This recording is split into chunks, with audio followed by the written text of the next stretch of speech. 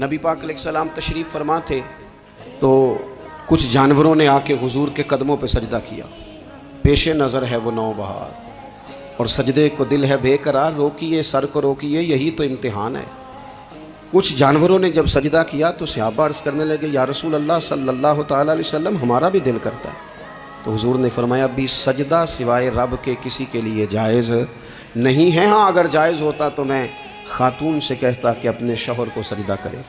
نبی پاک علیہ السلام نے حد بندی کر دی. یہ جو ہم میلاد مناتے ہیں نا، یہ میلاد اللہ تعالیٰ کی توحید کا بہت بڑا اعلان ہے. ہم کہتے ہیں نبی پاک کا میلاد ہوا. جس کا میلاد ہوتا ہے وہ خدا نہیں ہوتا، جو پیدا ہوتا ہے وہ رب.